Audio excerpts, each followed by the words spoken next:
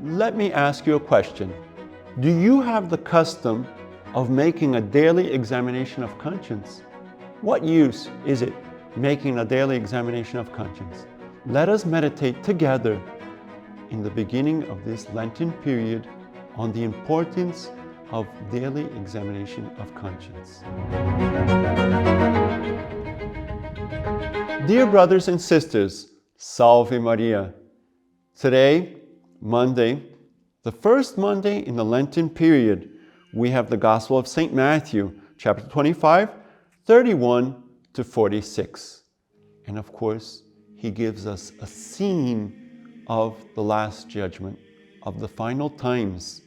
Why? Because we're preparing ourselves for a new period, for a new preparation, for a passage, therefore for Easter. And what do we learn today? There's a difference between sheep and goats. There's a difference between sheep and goats.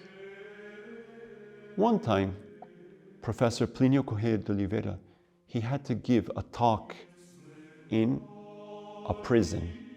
And he was preparing the prisoners, he was preparing them for Easter communion. They were all Catholics, they received communion, or at least those prisoners were given the opportunity to receive the Holy Eucharist. And after he left the prison, he thought, what is the difference between the people I see on the street and the people I see in jail? Because I didn't really notice any difference. And he started thinking.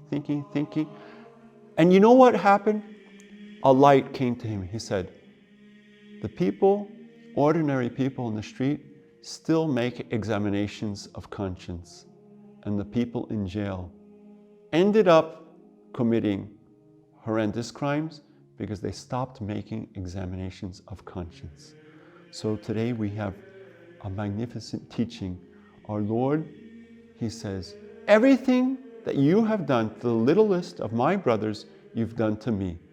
Therefore, when you give a cup of water, when you do a good deed, when you help someone, but of course we do that. Why? Because we want everyone to be the sheep who are going to be chosen on the last day. And therefore, he says, he ends, and these will go off to eternal punishment, but the righteous to eternal life. Let us ask for that grace to make a daily examination of conscience, to analyze, to see if our works are works of sheep or the works of goats, so that we may hear from our Lord Jesus Christ, come into eternal life. And may the blessing of Almighty God, the Father, the Son, and the Holy Spirit come upon you and remain with you forever.